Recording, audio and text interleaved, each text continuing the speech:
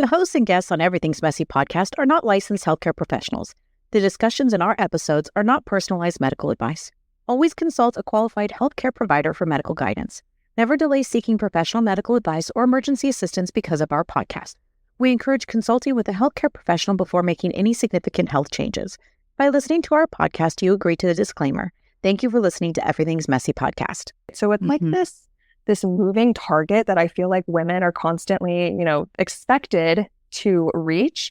And one of the things that I'm so passionate about is helping women find that sense of self-worth and that sense of self-love during the process, and just really starting to, like you said, looking at it from how can I focus on being the strongest version of myself, or how can I focus on giving my body what it needs in a way that is loving, the same way that it gives to me 24/7, 365 days a year for my entire life. Like I get a lot of women that'll come to me and they're like, my body hates me, or, and I'm like, your body loves you more than anybody in the world does. Sure. It is working for you every single day.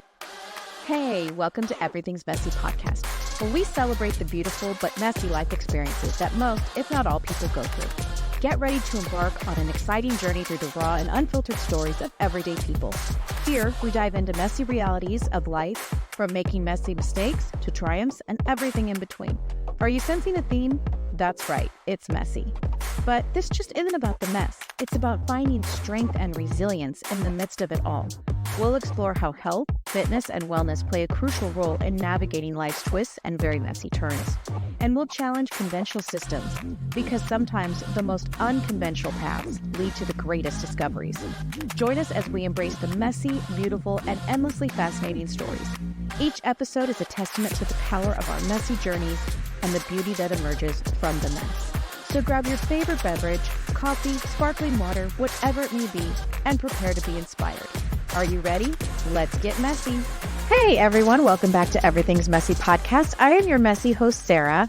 I have with me today, big fan, I will just admit it right now, Allie Cass, functional and health fitness coach, and I'm really excited she's here. Welcome, Allie. Hi, Sarah. Thank you so much for having me. I've got so many questions. So thanks for joining us today. Where are you coming from?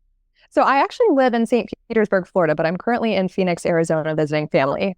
Okay. You're close. You're closer to, we're in Southern California, so you're a little bit closer. Yeah. Love it. Love it out there. And stupid question, how hot is it?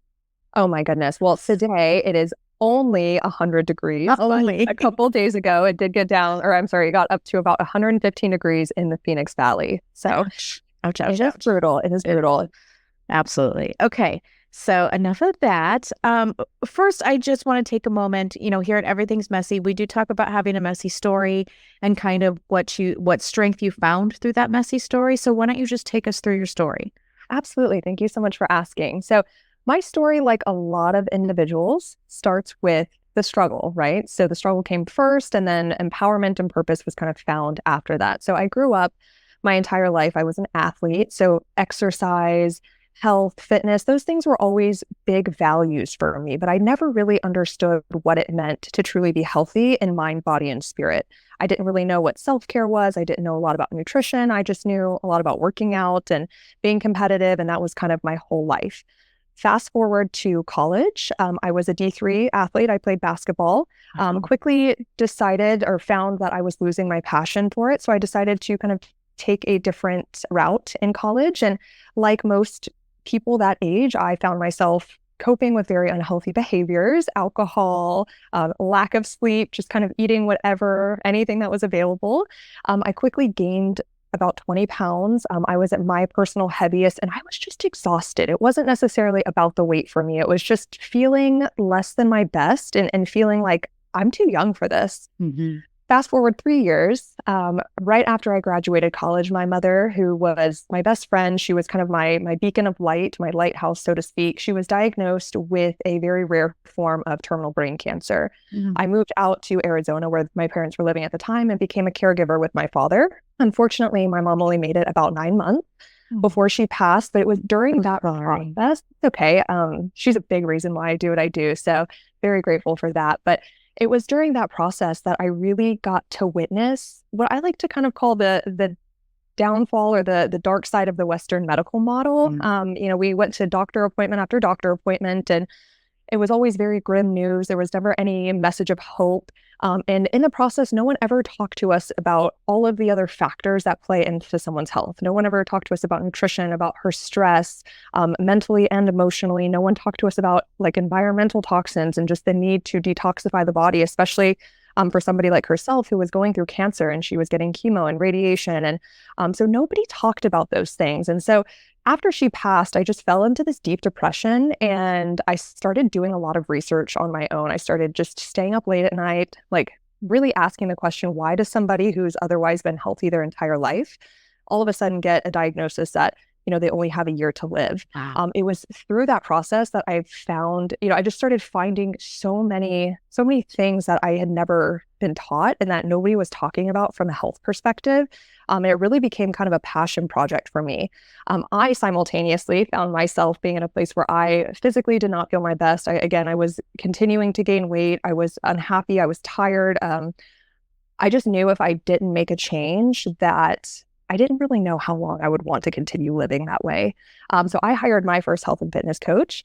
She totally transformed my life. She actually convinced me to go the complete other end of the spectrum and compete in bodybuilding. So I did that for a year and a half, and it served a lot of purpose for me at that point in my life, just to give me an outlet to work toward. Mhm. However, again, I went from like one extreme all the way to the other. And then I also, was kind of privy to the unhealthy side of the fitness industry as well. So I found myself, being on, one end, feeling very tired, feeling very disempowered in my body, not knowing anything, and then going to the other side where everything was obsessive, everything was about aesthetics, and just really, really like overly focused on that aspect. And so it was after that, I competed for about a year and a half. I loved it, but I decided to take a step back and try to come back more toward the middle point.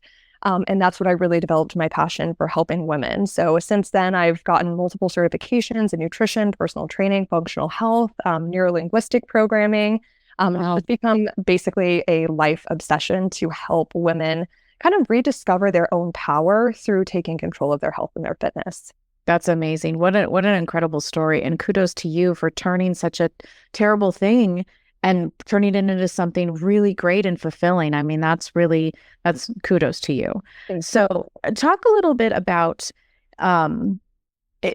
when we sit in the aesthetic part, right? And we're just beating ourselves up and it's this cycle of shame of, I'm trying so hard. I can't lose weight. I'm trying to do this. I can't do that. We're inundated with all these images of what they think health looks like and whatever it is. I know when I started on my journey, and one of the things that I would tell myself is I'm not doing this to lose weight. I'm doing this to be strong. Mm-hmm. And that really helped sort of change my perspective on it. But I know so many women get bogged down with the certain look and things like that. So the self-belief and self-worth, how much does that play into this? In my opinion and in my experience, I think it plays into the entire journey in a huge way. I think, most of us who have been on, a journey of health or perhaps weight loss, a lot of times that's, kind of the initial goal that kickstarts the process for someone starting to look at their health and look at their fitness. And I think that self-love and that self-worth component is so important because, like you said, there's, we're inundated with images from social media, from magazines, from movies, any outlet, right, showing us what we should look like. But the reality is that is ever evolving. Like if we look at what, the perfect image of a woman might have been 20 years ago, 30 years ago, 40 years ago, that's different, right? So it's like this moving target that I feel like women are constantly, expected to reach. And one of the things that I'm so passionate about is helping women find that sense of self-worth and that sense of self-love during the process, and just really starting to, like you said, looking at it from how can I focus on being the strongest version of myself, or how can I focus on giving my body what it needs in a way that is loving, the same way that it gives to me 24/7, 365 days a year for my entire life. Like I get a lot of women that'll come to me and they're like, my body hates me, or, and I'm like, your body loves you more than anybody in the world does. Sure. It is working for you every single day. It doesn't matter what you do. It's constantly trying to correct. Even if your health is not where you want it to be, your body is fighting for you harder than anybody else is ever going to fight for you.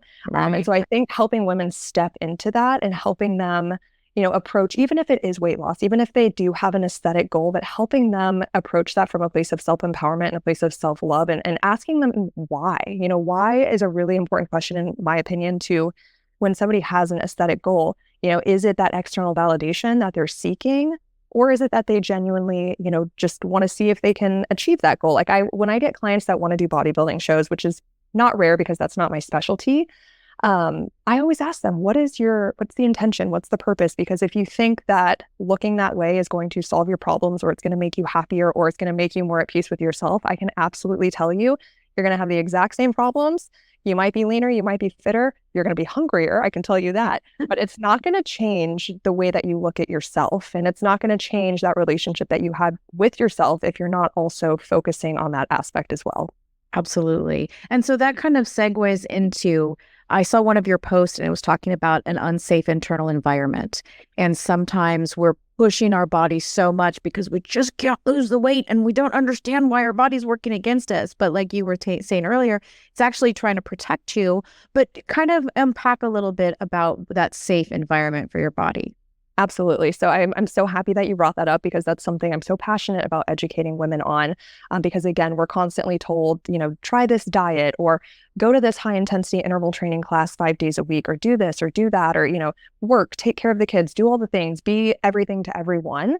And what that does, it just creates, chronic stress. It's kind of a cascade effect. And anytime we're in prolonged periods of stress, whether that's from something in our external environment, like work, like a relationship, like finances, anything like that, or internal stress, which would be things like inflammation, hormone imbalance, blood sugar dysregulation, whatever that is, anytime we are giving our body signals that we are not, quote unquote, safe, our body is going to start shutting down, and it's going to prioritize safety and survival over everything else. So when women have, gut dysfunction or hormone imbalances, or they're just so tired, that's one of the first things that we look at. Are we giving our body the environment that it needs to thrive and not just survive? Because at the end of the day, your body does not care if you have abs. It doesn't care. You've got that, what do they call it now? Like a dump truck booty. I don't know. It's such a cringy phrase. It is. Whatever. Like, it doesn't care. Its sole purpose is to keep you alive. And if we look at it from an evolutionary perspective, that's a beautiful thing. Like not too many hundreds and thousands of years ago were we oftentimes faced with potential for famine, or potential for, threats from other tribes or animals or things like that, or just even protecting ourselves from the elements, because we didn't have the society that we live in today. And so when we think about it from that perspective, it makes sense. And it's a wonderful thing that our body does. One of my mentors, he likes to say that our body is it's like trying to run like the newest OS or operating system on the first generation computer that was ever created, right? I agree. Like society has so far outpaced our evolution physiologically. And I think we lose sight of that. And so one of the first things I do with women is help them create safety in their body. So that looks like, nourishing their body, not just going straight into a restrictive diet, especially if someone's been in that place for years, working on reducing inflammation, reducing our toxic load, reducing our perception of stress and our reaction to stress. And one of the reasons I became certified as a neurolinguistic practitioner is to help clients actually release mental and emotional baggage at a subconscious level, because I started seeing that in myself and my clients play out, where we have things that happened to us in the past, whether it's a traumatic event or a loss or a death or just something that kind of shakes our world a little bit, and we hold on to that. We don't want to acknowledge it. We don't want to feel it. We don't want to release it. We just want to pretend like it's not there. And it gets stored within the body. And that, again, continues to signal to our subconscious mind and to the rest of our body that we're not safe. And so that's why creating safety, regardless of the goal, whether it's weight loss, fixing internal dysfunction, balancing hormones, or helping create a better environment for somebody's chronic health condition, like creating safety is one of the first key factors. That's so great. Yeah. We often talked about, on this show, we talk about a dysregulated nervous system and just coming out of the gate with that. And a lot of people are overwhelmed. Where do I start? And then it sort of diminishes the journey they want to start, because they're so overwhelmed with having this, dysregulation, and they don't know what to do with it. So that's really beautiful.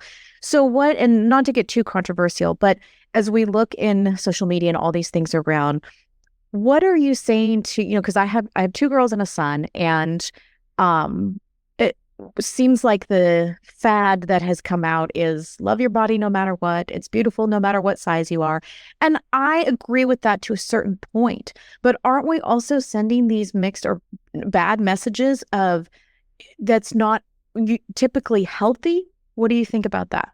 I think you're absolutely right. And I am not a parent yet. And I feel for you and for anybody out there who is trying to raise kids in this social media environment, because I imagine it is wild. But like you said, my approach is always that self-love and self-improvement do not have to be mutually exclusive.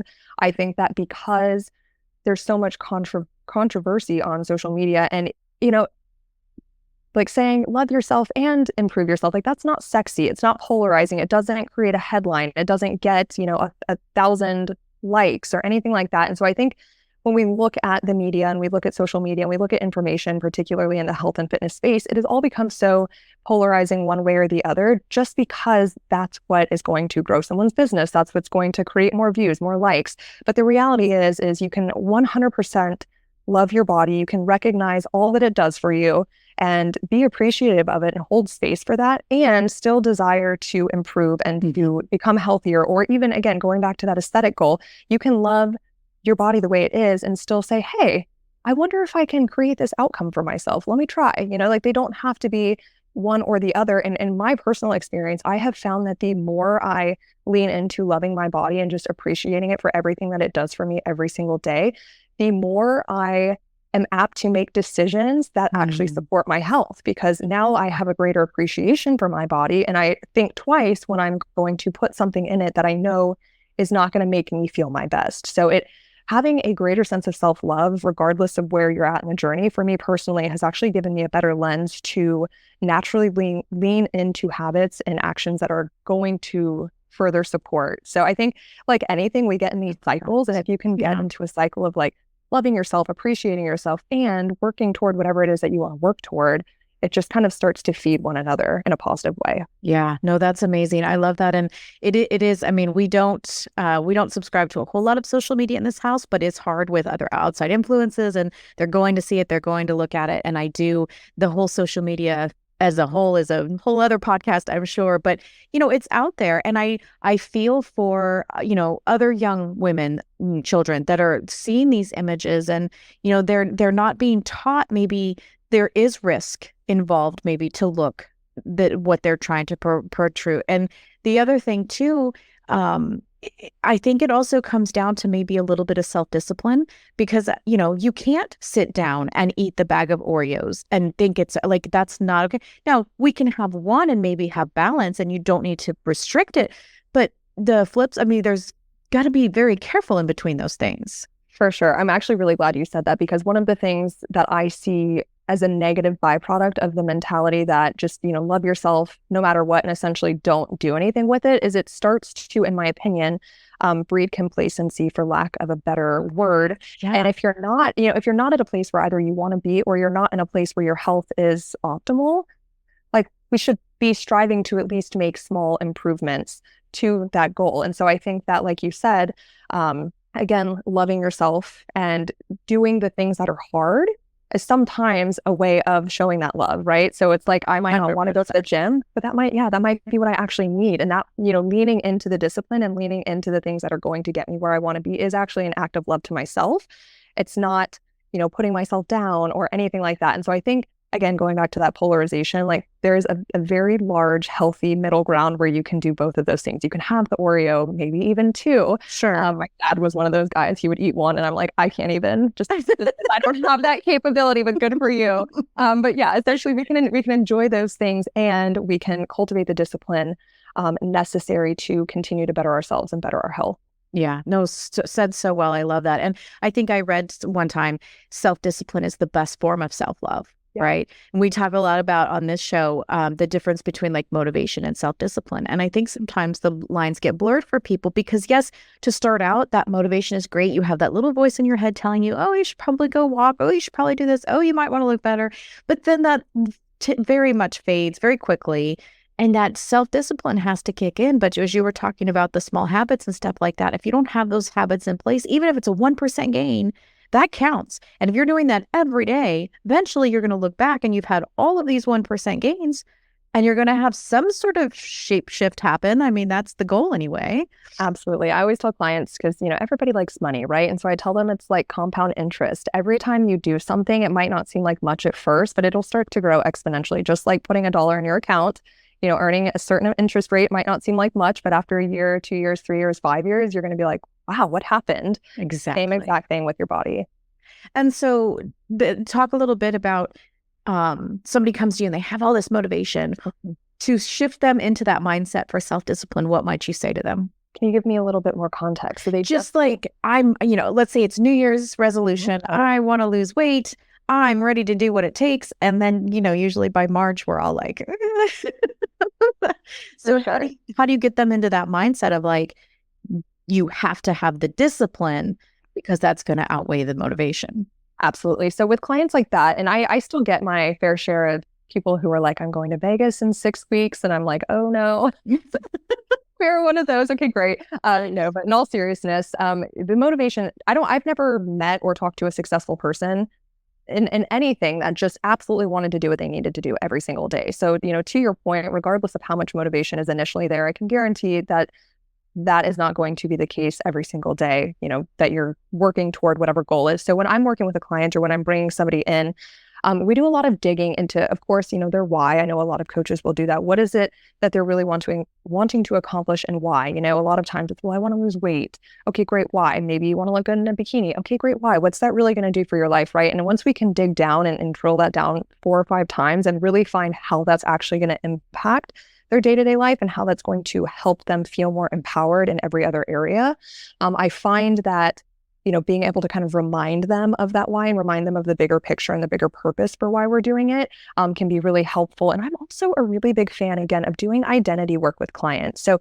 kind of future pacing and figuring out who they want to become, because I always tell my clients the gold is not in the end goal. Like, you're going to get to that goal, you're going to be happy, you're going to be excited, and it's going to be fleeting just like everything else in life. And then after a day, a week, a month, however long, you're going to lose that shininess of that newness of the goal. And you're going to think, okay, what's next, right? And so the value is not getting to that point. The value is in who you become as a person in that process. What do you cultivate? Who do you become? And so we talk a lot about that. And I have a mentor and she constantly reminds me of this. So I do this with myself, particularly when I'm not feeling motivated, is we go through and we do a couple exercises and we kind of, again, future pace that future avatar or that, 2.0 version of yourself, whatever it is that you want to call it. And what do they do? And, people will say, step into that version of yourself. But sometimes it's like, what does that really mean? It's so arbitrary. Like, how do I do that? So for me, when I'm thinking about that in my own life or in my business, when I don't want to do something, I stop and I say, what would Allie 5.0 do? And usually I'm like, damn it, the thing that I don't want to do, that's what she would do. Let's do it. Let's just do it. Stop thinking about it. Let's go. And that's great. Like, yeah. And I'm sure you guys talk about this. Action breeds motivation, not the other way around. So if you can just get over that initial hurdle and just take action, even if it's messy, even if it's not perfect, you're going to continue to get motivation in the process. Oh, I love that. So well said. Yeah. And it is messy, right? Everything is messy. Yes, it is. And just to your point quickly about that future self. And I think that's a testament to, we should never stop trying to level up, right? So you reached your goals and that's great. And celebrate that. Absolutely. But what does the next level look like? What does that look? That's where we have to continue, because I just feel like it is a journey. I always say on this podcast, I'm not the before picture. I'm not the after picture. I'm the line in between. And I'm still on my journey. I'm figuring it out. I hope to have, like you were saying, different versions of that as I go, but it's here in the middle and it's messy. Right. Oh, absolutely. And it just, I think I don't know if it's a perception that people have. I know I had it, but I always thought, when I got to a certain point, it would be less messy. And it just gets different messy in my experience. Yeah, I think so. And again, I think that goes back to mindset. Yeah. And as long as you have these tools that will keep you on that path. And again, going back to the journey itself, I feel like if we stop, then we're not living. If we stop going to the next level, we have to continue. Right. Evolution, I think, from, an evolutionary perspective, it's hardwired in our DNA. Whether that's in your fitness, in your health, in your business, in your personal life, some form of improvement or just striving to become better, I think is very important and very important for longevity and for finding purpose and fulfillment in life as well. Definitely. Yeah. I mean, I always say I am not the person I was at 20. I'm not the person I was at 30. And, now into my 40s, it's like just discovering all of these new, it's like, oh, I'm new. What's going on? Which is amazing because I think a lot of people, especially in our society, get really fixated on who they were at one point in life. And when they no longer are that way, it rocks their world. And it's kind of a paradigm shift of, again, going into it with, every day I'm learning something new. I'm starting over in some capacity. I have the ability to do, be, or create whatever it is that I want to create in this moment and in this point in my life. And I think that's a beautiful thing. And I would love to encourage more people to lean into that, because I think people get to 40, 50, 60, and they think that their life is over, and it's absolutely not. No. And I think for me, it was one of those things where I needed at some point to take back some power for myself. And so the more that I went into the weeds and learned these things, the more I felt empowered in a good way to, okay, now what are you going to do with that information? You can't unknow it. So now you have to go out and take action. Right. Yep. I love that. So talk a little bit then about like a standard program. Is it different levels? Is it different, depending on what they're coming to you with? What does that look like? Yep. So I have a standard program. It's 6 months long. It's called the Metabolic Makeover. It's actually getting a revamp and a little makeover itself right now, which I'm very excited about. And essentially, it's all customized to the particular individual. So I'm very, very big on, kind of meeting the client where they're at and starting with what it is that they want to accomplish. So I have a pretty lengthy intake process. We go through entire assessments. We look at what is the client's goal? Where are they at? Where do they want to go? What's that gap? And what are the big rocks that we can start kind of moving to get them the most bang right out of the gate? I also recently have started working with clients on, again, mental and emotional release. So really diving into the subconscious mind as well, to just help them overcome those barriers faster as we work on that physical body and improving internal health and fitness and whatever it is that they're trying to achieve. So everything is customized. I've worked with a lot of business coaches that really push kind of streamlining and having programs that are not so customized. And I get that. But for me, it's so important to really tailor something to someone's individual needs, because everybody is so different. Everybody's body responds different. I can do the same thing with one client and they might respond differently than another client. And so for me, it's really important to take all of those factors into consideration and also help a client make that program feasible for their life. So I always tell clients, like, we have a fine line between I'm going to make you uncomfortable and we're going to grow and we're going to adopt new things. However, I can give you the best plan in the world. And if you are not able to follow it, it's not a good plan because it's not getting done. So that looks different for different people. Sure. Somebody who runs a business and is a mom probably has different capacity than someone who doesn't work or maybe just works and has no kids. Like, I currently don't have kids right now. And so I have a little bit of a different capacity level than somebody who has 3 kids. Sure. So those things are important, in my opinion, to take into consideration when working with somebody to try to get them the best results. I love that. And I just want to circle back really quick. You were talking about meeting somebody where they're at. We talk a lot about it. People are afraid to start or hesitant to start, maybe not afraid, but they don't want to start. And I'm always saying, meet yourself where you're at. Don't put that expectation on you. I mean, you have to compare apples to apples, not apples to oranges. And so I always try to just encourage anybody who is at that point where they want to, it's just take that first step, whatever that looks like. Right. I love that. I love that so much. Yeah. And then so to hear that you would work with somebody where they're at, what if they don't know where they're at? What if they don't know what they can do? Well, I think if you don't know where you can do one of 2 things. You can kind of, again, go internally, practice some self-awareness, maybe just start assessing the areas of your life that you're unhappy with, particularly, again, talking in the context of health and fitness. Where are you struggling? Where are you not feeling the way that you want to feel or showing up the way that you want to show up? And just start taking note of that. And then start taking note of what makes you feel good. What helps you show up? What are the things in your life that you feel are pulling you away from where you want to be? And I think that's a really good way to at least start building awareness, because awareness is the first step. Like, I will get clients or, people that come to me and they're like, I think this is my problem, or I know this is my problem, but I don't know what to do about it. And I congratulate them. I'm like, awesome. Like, you have taken the steps to just pay attention and to practice awareness. It's so easy to just put blinders on and ignore it. Yeah, right. Absolutely. And we don't know what we don't know. So we can't fix something that we're not aware of. So we're aware. Now we can do something with it. So I think, for somebody who might feel stuck and maybe isn't ready to hire a coach or work with a practitioner, can start there.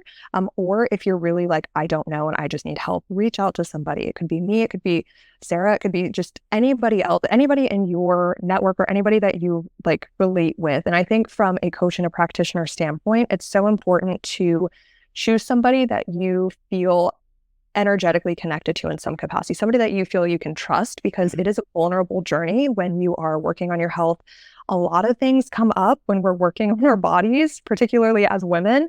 And so, don't always just assume that because somebody has the most amount of Instagram followers or the high clicks or like anything like that, that they might be great, but don't assume that they're going to be the best person for you. Do your due diligence, talk to people, ask them questions, see how you feel in their presence. I think one of the biggest things that gets missed in a healing journey, particularly on a physical level, is our energetic fields impact one another. So if you're around somebody, and it's especially somebody that you're trusting with your health, that you energetically just don't vibe with, you gotta feel the back and forth. You gotta feel the energy. Yeah, there was a study done once where they measured how quickly a patient improved based on how close of a relationship they had with their doctor and the doctor's mannerisms and how, and I can't remember the study, so I would have to look it up to cite it. But essentially, obviously, they found that doctors who had a warmer personality, who were essentially just more invested in their client and in that relationship, those clients or those patients had a higher percentage of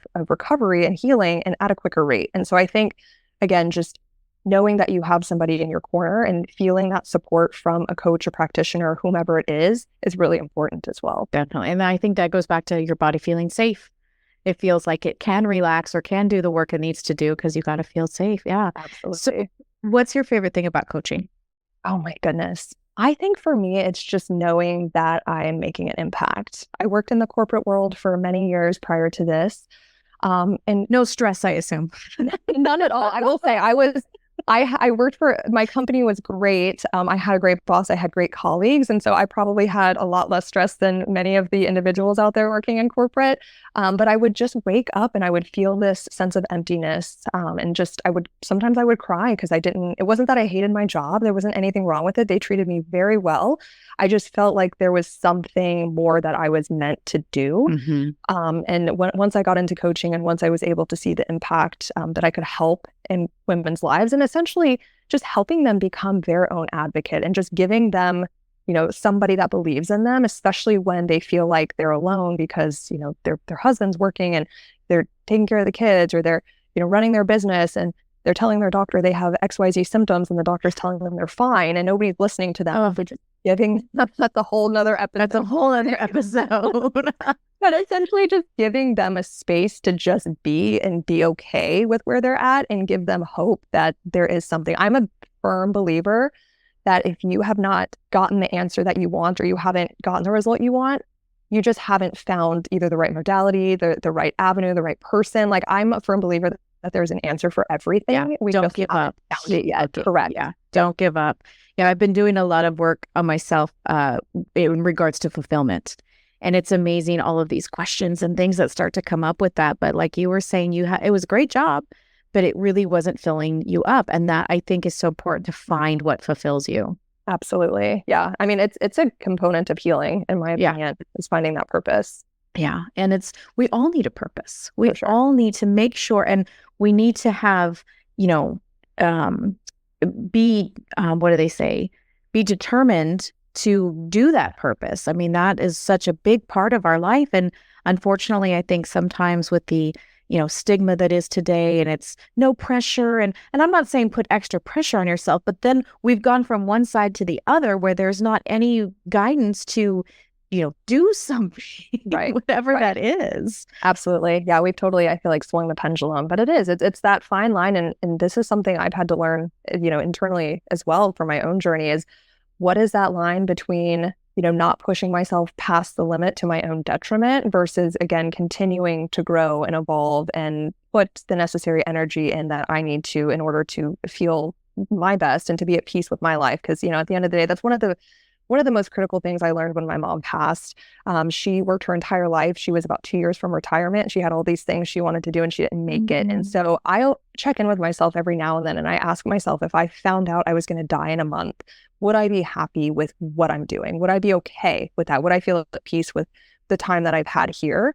And if that answer is no, for me, I go in and kind of take inventory of, why is that? Is that something that I can change? Is there something more or less that I can be doing to make myself have that sense of fulfillment and that sense of peace? Because again, none of us are going to be here forever. We don't know how long we're going to be here.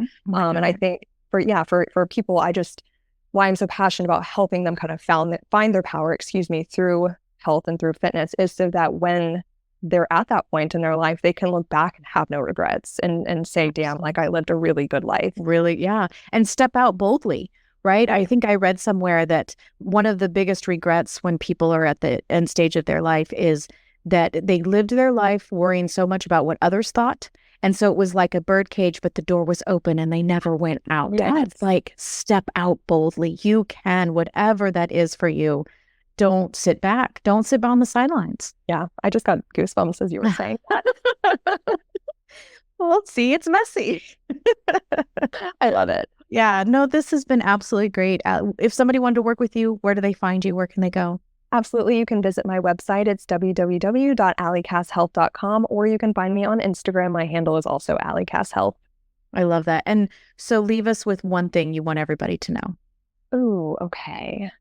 Oh, got it. All right. You are the expert on your body. You are the expert on your experience. I think so many times, and I think this is a societal issue, we kind of outsource that power to somebody that knows more than us, intellectually or from a textbook. So that could be, your doctor or whatever. And there are a million wonderful doctors out there and that they save lives every day. And that's amazing. But I see a lot of women who have a very real lived experience of something that's going on in their body, and it does not get acknowledged as it should many times. And so I think what I want to encourage people, particularly women who are listening, is that, I might be an expert in health and fitness. Your doctor might be an expert in whatever their specialty is, 100%, but none of us are experts in your body and your lived experience. So if you feel something in your core and something is going on, continue to pursue it, continue to find somebody who will listen, and continue to search for answers, because you are the expert in your reality. Yes. Oh, beautifully said. That's amazing. Well, thank you so much, Allie, for being on Everything's Messy podcast. I'm so grateful that you came and endured all my questions. And great questions. I'd love to have you back sometime. Maybe we can get Absolutely. more deep into the weeds of the specific, thing that we're going through or whatever. But I really appreciate you being here. Thank you so much for having me. Hey, thanks so much for listening to Everything's Messy podcast. If you enjoyed the mess you heard here today, you wouldn't mind leaving a review or maybe a follow. I will even take a messy comment, or otherwise, that would be awesome. Social media is where you can find me. I am on Instagram and Facebook at Everything's Messy Wellness. Website is at everythingsmessy.com. Email at sarah@everythingsmessy.com. Reach out. Let me know what you think of the mess. I welcome any and all feedback. If you think you have a messy story and you would like to be a guest on my show, you can find the guest form on the website. Thanks again for listening to Everything's Messy podcast, and keep it messy.